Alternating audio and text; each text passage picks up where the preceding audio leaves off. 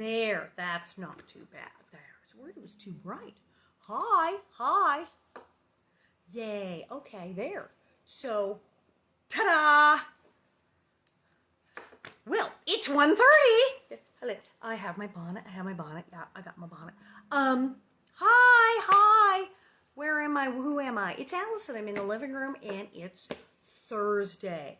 And I actually have my day's thing up to date. I know what day it even is.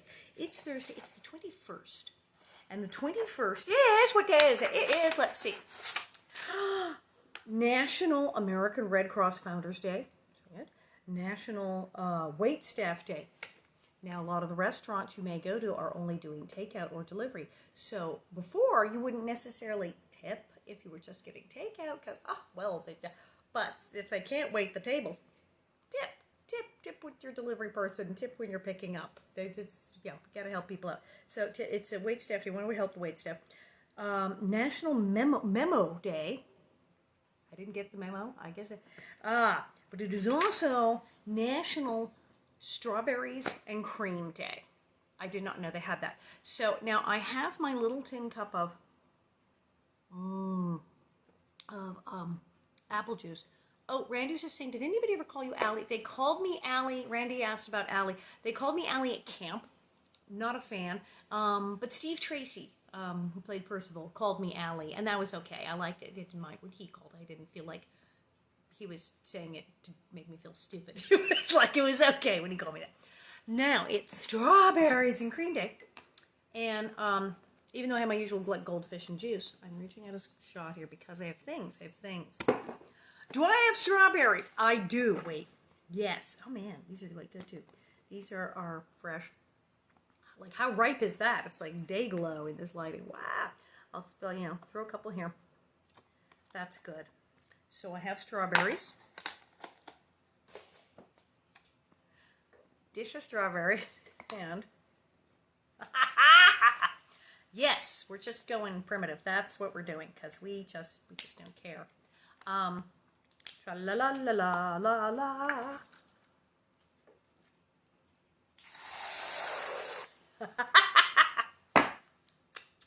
And now, to celebrate National Strawberries and Cream. Wait, hold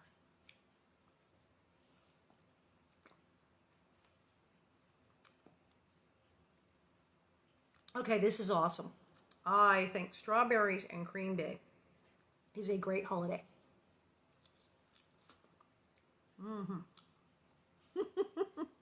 I'm terrible. I know. I'm terrible. I'm the worst. Right. Dropping things on the floor. So there you are. Strawberries and Cream Day. That's my tribute. That tongue ball rip to Strawberries and Cream Day. So we are reading book. Yes. Reading. We're still by the shores of Silver Lake, although we're coming down the home stretch, which means soon we'll be going to the long winter, which is like hooray, because Almanzo. Yes, Dean Butler's like, tell me when you get to the long winter, because like Almanzo's in that. I'm so reading again. But tomorrow, Baby Grace is going to read, Wendy Lee, because today we're going to do Paul Finds the Homestead, having to do with wolves, and then it's Christmas again. How is it Christmas again? It's always Christmas in these books. We're going to do Christmas Eve, but tomorrow, Wendy's going to read The Night Before Christmas and Merry Christmas, because it is all about Baby Grace. Baby Grace talks. It's about getting a present for Baby Grace. It's about Mom making sourdough. Yes. So it'll be all Baby Grace all the time tomorrow. But today we'll be doing this. But we have more things to plug. Bonnets. Soon. No, I got an email. Bonnets are like on their way. We're going to be just buried in bonnets. So there will be bonnets. I will put them up. There are still books. I saw there were a couple of orders. I got some books and photos and candles. Now, the darndest thing happened. Because, I have all kinds of cool stuff on my site. I have photos and I have books and I have candles and that. But I also have this book by a friend of mine. This is Steve Peters, the Reverend Steve Peters, although we just call him Steve. And he's amazing. He wrote this book years ago, and I put it up on my store. And it's always like, oh, they don't buy it. Yes, this book was written by the Reverend Steve Peters. He was told, you see, that he had 8 months to live. He was told he had 8 months to live 36 years ago. Oops! I guess that didn't quite work out. Well, he had AIDS. And as you know, in the 80s, many people who had AIDS, many of my friends, they didn't make it. And if they got on experimental drugs, maybe they hung on for a while, but no. And Steve Peters here, he wasn't supposed to make it. He got really, really sick, and he almost died. Okay, he kind of died, like, I don't know, 4 or 5 times. Yeah, and he talks about this, like, really openly. He talks about all of this stuff. And he is a reverend, and so absolutely it is a religious and spiritual book, but you will like it. It is fascinating. It's called I'm Still Dancing. Because he dances. Oh, he can tap, he can dance, he can shuffle. Yeah, I'm telling you. So the man can dance. A Gay Man's Health Experience by Reverend Steve Peters. And he wrote this ages ago, and some of it are sermons that he gave, and some of them stories about what it's like to be really, really close to dying and not know what's going to happen next, and then get through. So as we say around here, not our first plague, and definitely not Steve's first plague. He's been through more than one pandemic. It was a really frightening time. In the 80s, nobody knew. They didn't understand what was going to happen with AIDS. Was there going to be a cure? Was there going to be a treatment? Was anybody going to survive? What? And he was right there in the middle of it, and being told that he would not survive, that it was over. And it wasn't over. And his book, it's on there. When you go to get the bonnets, you'll see it. There it is. There's a picture. There he is. And you can get it. And somebody ordered it yesterday. I was so excited. So, yes, his book is indeed on there, and we're always happy to sell him. And he's on Facebook. Steve Peters is on Facebook. You can look him up, and he's in the Gay Men's Chorus of Los Angeles, and he puts up videos. He puts up the best stuff. He's really fun. So you should check him out. And his book is available, and I highly recommend it. That's my commercial for the day. I guess we just got really excited because, like, finally sold one. He was selling them years ago, but then we put them on my store, which people have, like, noticed it again. So I'm like, yay, buy his book. So now, to the works of Laura Ingalls Wilder. Wolves. We just had wolves. They were just threatened. The girls were going, like, ice sliding, and a giant wolf showed up, but he did not eat them. And they're very excited that the wolf did not eat them. So, this is about the wolves, apparently, here. Okay. After breakfast next morning, Pa took his gun and set out. Because he said, oh, yeah, no, I'm going to shoot that wolf. I'm going to go shoot it. Da, da. And Laura said, no, don't shoot the wolf. She actually asked him not to, because she said he could have. He totally could have caught us. He was right there, and he didn't. So maybe the wolf is a nice wolf. He spared us, but there you go. Well, he's going out there. All that morning, Laura was listening for a shot and not wanting to hear it. He said he was going to kill him. She doesn't want it. Kill the wolf, no. All morning, she remembered the great wolf sitting quiet in the moonlight that shimmered through his thick fur. Pa was late for dinner. It was long past noon when he stamped the snow from his feet in the lean-to. He came in, put his gun on the wall, and hung his cap and coat on the nail. His mittens he hung by their thumbs to dry on the line behind the stove. Then he washed his face and hands in the tin basin on the bench, and before the small glass that hung above it, he combed his hair and his beard. Sorry, I kept dinner waiting, Caroline. He said, I was gone longer than I thought. Went farther than I intended. It doesn't matter, Charles. I've kept dinner warm, Ma replied. Come to the table, girls. Don't keep Pa waiting. How far did you go, Pa? Mary asked. Better than 10 miles, all told, said Pa. Those wolf tracks led me a chase. You've heard that one. He led me a merry chase. Well, the wolves led him a chase. So wait, did he not find the wolf? Did you get the wolf, Pa? Carrie wanted to know. Laura did not say anything. Pa smiled at Carrie and said, Now, don't ask questions. I'll tell you all about it. I went across the lake, followed the marks you girls made last night, and what do you suppose I found in that high bank where you saw the wolf? You found the wolf, Carrie said confidently. Laura still said nothing. Her food was choking her. She could hardly swallow the smallest mouthful. I found the wolf's den, said Pa, and the biggest wolf tracks I ever saw. Girls, there were 2 big buffalo wolves in that den last night. Mary and Carrie gasped. Ma said, Charles, It's too late to be scared now, Pa told them, but that's what you girls did. You went right up to the wolves' den, and there were the wolves. Their tracks were fresh, and all the signs show plain as day what they were doing. It's an old den, and from their size, they're no young wolves. I'd say they've been living there for some years, but they haven't been living there this winter. They came down from the northwest sometime yesterday evening and went pretty straight to that den. They stayed around it, in and out of it, maybe till this morning. I followed their tracks from there, down along Big Slough and out on the prairie southwest. From the time they left the old den, those wolves never stopped. They trotted along side by side as if they had started on a long journey and knew where they were going. I followed them far enough to be sure that I couldn't get a shot at them. They've left for good. Laura took a deep breath as though she'd forgotten to breathe until now. Pa looked at her. You're glad they got away, Laura? He asked. Yes, Pa, I am, Laura answered. They didn't chase me. No, Laura, they didn't chase you. And for the life of me, I can't figure out why they didn't. Like, they should have eaten you. He's saying they were wolves and you should be, have been eaten. But no, they did not. And she's kind of like, hey, the wolf didn't kill me. He's a good, let's be nice. And what were they doing at that old den? Ma wondered. They were just looking at it, said Pa.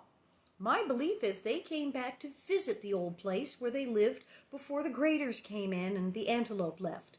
Maybe they used to live here before the hunters killed the last buffalo. Buffalo wolves were all over this country once, but there's not many left now, even around here. The railroads and settlements kept driving them farther west.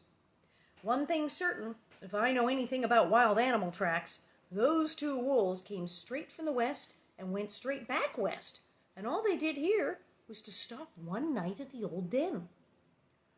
And I wouldn't wonder if they're pretty nearly the last buffalo wolves that'll ever be seen in this part of the country. Oh, I feel bad. Oh, hi, Aunt Sophie. Poor wolves. And indeed, Laura's next line is, oh, Pa, the poor wolves. I feel that. That's what I feel, the poor wolves. Why are the wolves gone? Mercy on us, Ma said briskly. There's enough to be sorry for without being sorry for the feelings of wild beasts. Be thankful the brutes didn't do any worse than scare you girls last night. Oh, Ma. It's the Indians, Big Jerry, now the wolves. Ma hates everybody. She's hard. She's a hard one. Laura's like, the wolves. I like wolves. That isn't all, Caroline, Pa announced. Oh, wait. There's more. I've got some news. I found our homestead. Oh, finally. What's it, like a year later? Wasn't he supposed to, totally, have found the homestead, before the girls even got on the train? Hi, I'm making my best.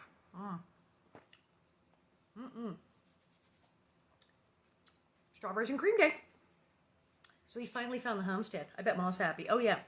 Oh, where, Pa? What's it like? How far is it? Mary and Laura and Carrie asked, excited. Ma said, that's good, Charles, which is her way of saying, hey, you're only supposed to do that a year ago. It's nearly Christmas, and he's just getting around to finding a place to build the house. Oh, good Lord. Pa pushed back his plate, drank his tea, wiped his mustache, and said, it is just right in every way. It lies south of where the lake joins Big Slough, and the slough curves around to the west of it. There's a rise in the prairie to the south of the slough, and that will make a nice place to build. A little hill just west of it crowds the slough back on that side. On the quarter section, there's upland hay and plowland lying to the south. Upland, the quarter section, there's upland hay and plowland lying to the south, and good grazing on all of it. Everything a farmer could ask for. And it's near the town site, so the girls can go to school. Well, finally. Good. I'm glad, Charles, said Ma. She's relieved. It's a funny thing, Pa said. Here, I've been looking around this country for months and never finding a quarter section that just exactly suited me. And that one was lying there all the time. Likely enough, I wouldn't have come across it at all if this wolf chase hadn't taken me across the lake and down a long slough on that side. I wish you had filed on it last fall, Ma worried. Like, hello, it's a year ago you were supposed to do this. Nobody'll be in here this winter, Pa said confidently. I'll get out to Brookins and file on that claim next spring before anybody else is looking for a homestead. So you see, the wolf was a good wolf. The wolves were just a nice old wolf couple visiting their old house where they used to live when the antelope were there. And they didn't want to eat Laura and Carrie. They left them alone. So Pa didn't kill them. And then he goes chasing those wolves. And what does he find? Where do the wolves lead him? Right to where they wind up building their house. So it's like, it's brilliant. It's brilliant. Christmas Eve. It's Christmas again. How is it Christmas again? It was just like 87 Christmases. It had snowed all day and soft, large flakes were still falling. The winds were quiet so that the snow lay deep on the ground, and Pa took the shovel with him when he went to do the evening chores. Well, it's a white Christmas, he said. Yes, and we're all here and all well, so it's a merry one, said Ma. And they're not freezing or starving to death, so, like, things are good. The surveyor's house was full of secrets. Ooh. Mary had knitted new warm socks for Pa's Christmas present. Laura had made him a necktie from a piece of silk she found in Ma's scrap bag. Does Pa wear a tie? I guess he's doing payroll now, so he goes to an office, because I'm kind of going, are Pa on the show? Did you ever see Pa wear a tie?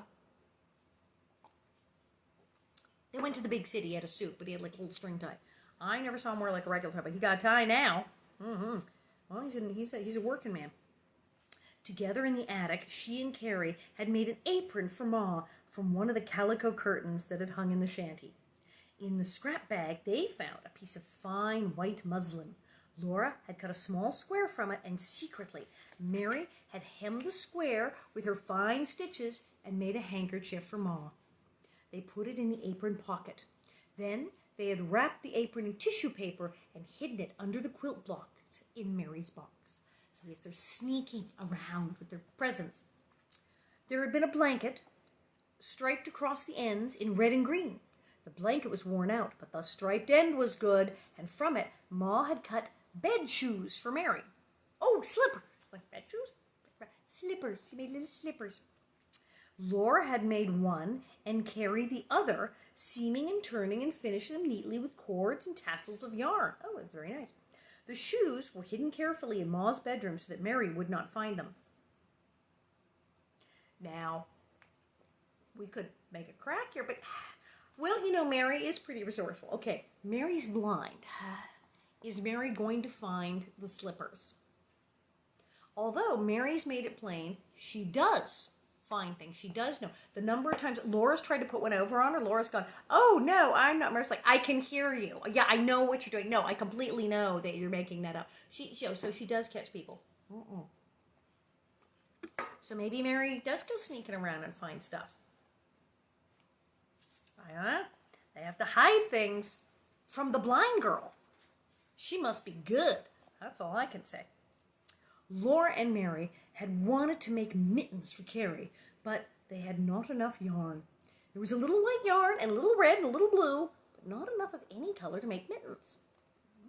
I know, Mary said. We'll make the hands white and the wrists in red and blue stripes. Yeah, you can make multicolor mittens. It'll be lovely.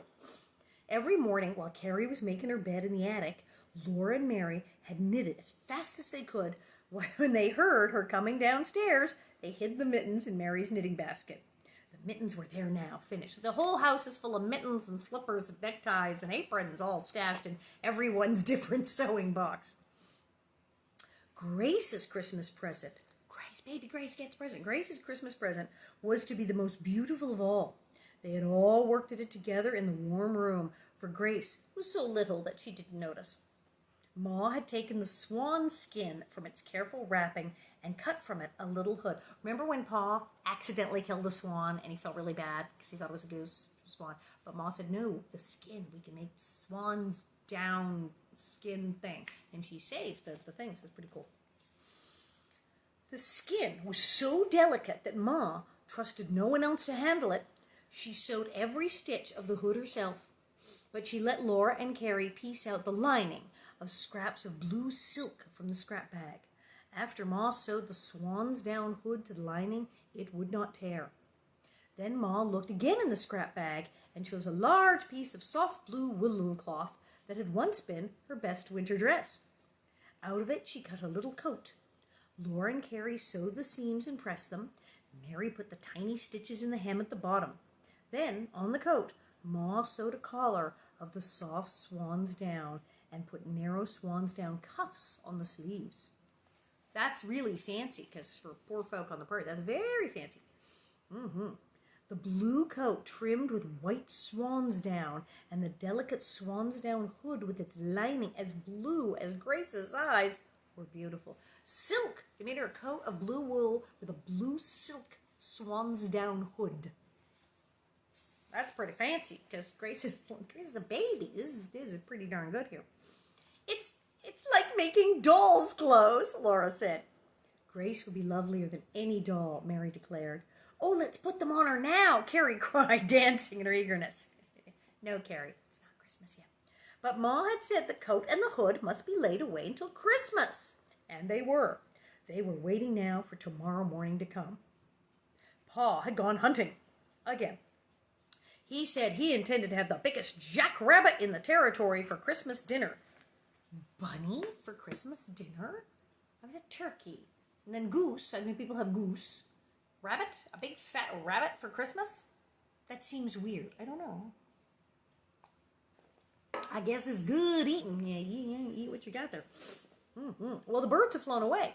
Can't kill a goose. They're in the middle of nowhere and the geese have flown away.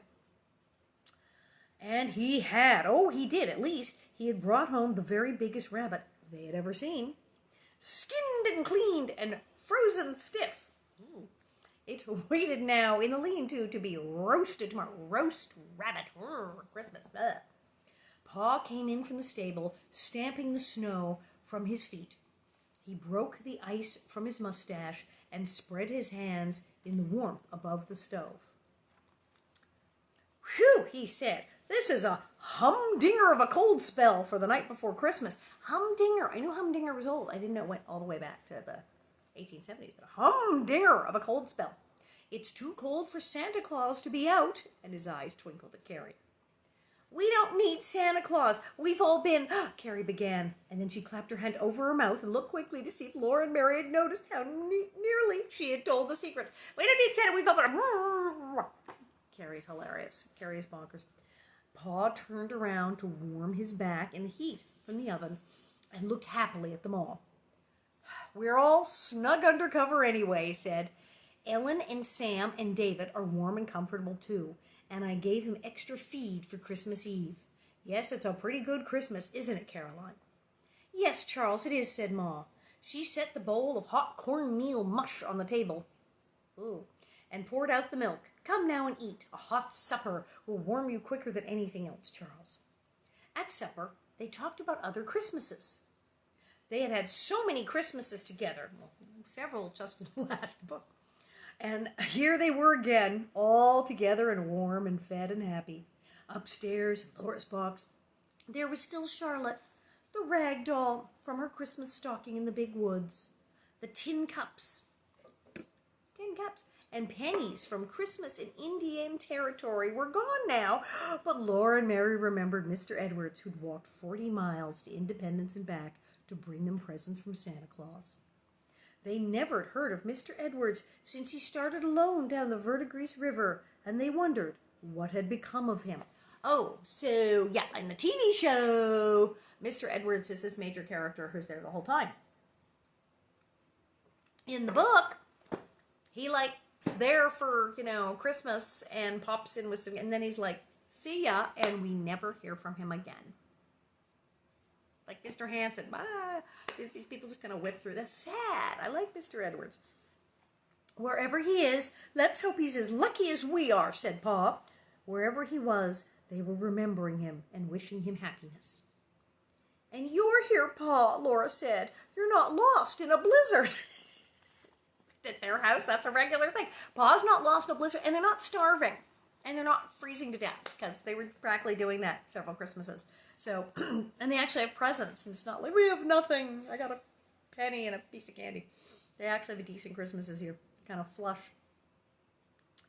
For a moment, they all looked silently at Pa, thinking of that dreadful Christmas when he almost had not come home, and they feared he never would.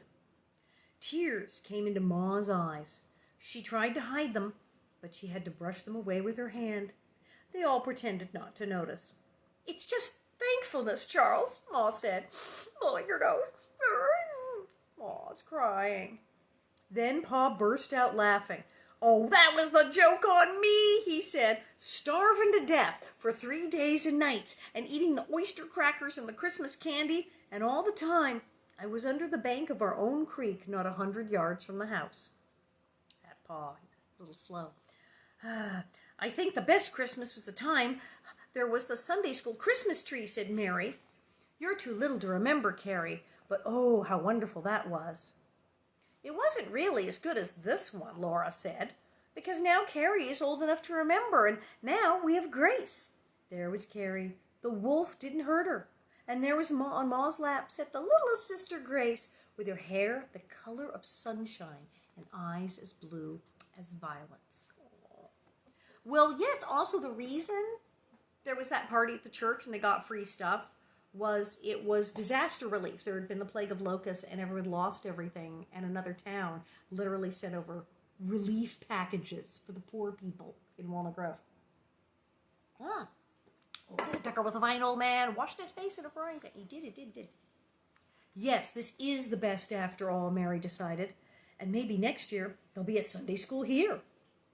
The mush was gone. Pa scraped the last drop of milk from his bowl and drank his tea. Well, he said, we can't have a tree, for there isn't so much as a bush on Silver Lake. We wouldn't want one anyway, just for ourselves. But we can have a little Sunday school celebration of our own, Mary. He went to get his fiddle box, while Ma and Laura washed the bowls and the pot and set them away. He tuned the fiddle and rosined the bow. Oh, here we go again. He's so cool. A lot of fiddling in this book. Frost was thick on the window panes, and frost furred the cracks around the door. Thickly against the clear upper edges of the window panes, the snowflakes fluttered.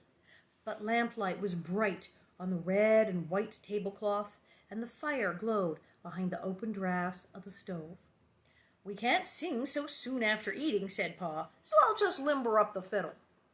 Merrily he played, away down the river on the Ohio, and why chime the bells so merrily, and, oh, finally a song I know, jingle bells, jingle all the way, oh, what fun it is to ride in a one-horse open sleigh. Then he stopped and smiled at them all. Are you ready to sing now? The voice of the fiddle changed. It was going to sing a hymn. Pa played a few notes, then they all sang. Oh, and Ma would approve. He's always singing those naughty songs, and Ma's like, sing a church song. Yes, a brighter moon is breaking. I don't know this one. Brighter moon is breaking. Better days are coming on. All the world will be awaking in a new and golden dawn. And many nations shall come and say, come, let us go up to the mountains of the Lord. And he will teach us of his ways, and we will walk in his paths. The fiddle's voice wandered away. Pa seemed to be playing his thoughts to himself. But a melody grew out of them and throbbed softly until they all joined in and sang. The sun may warm the grass to life, the dew, the drooping flower, and eyes grow bright and watch the light of autumn's opening hour.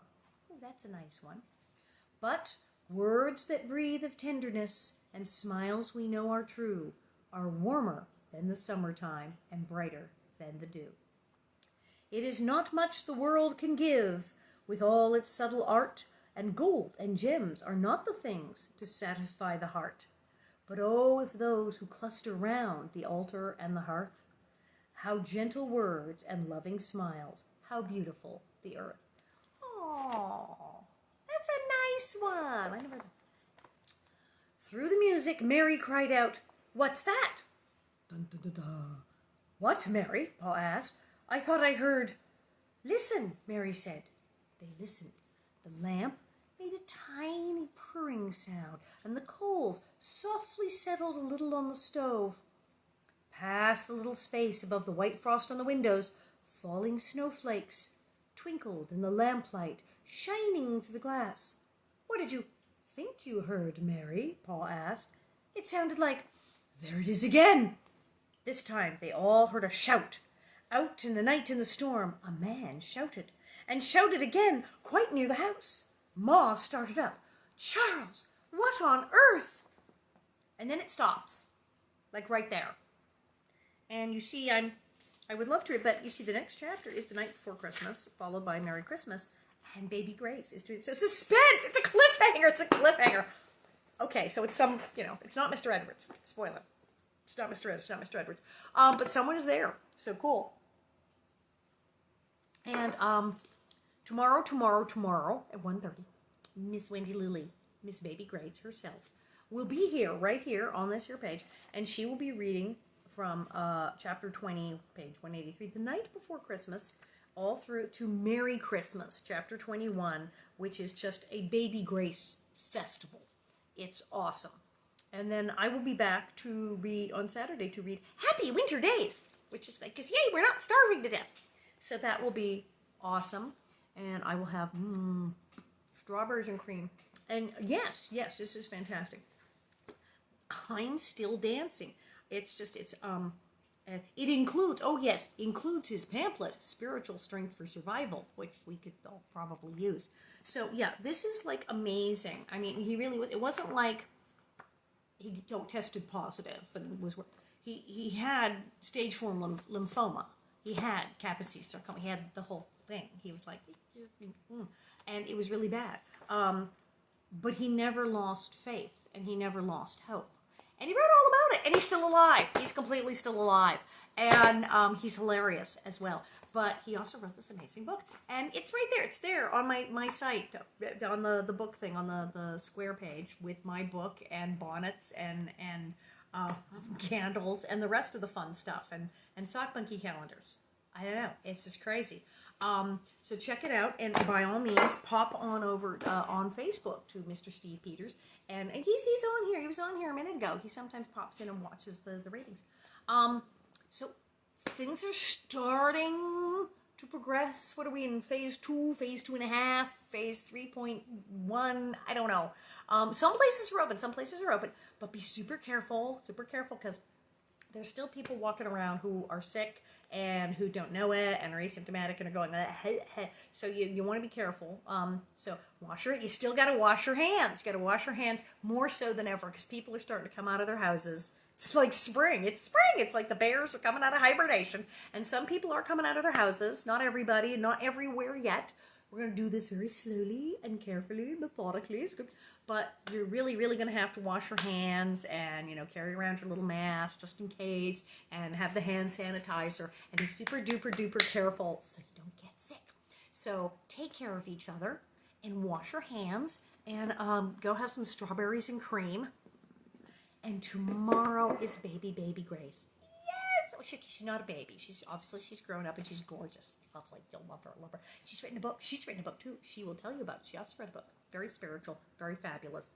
All of us prairie people, I tell you, with the things we do. They're so productive, all of our little gang. So I will see you on Saturday.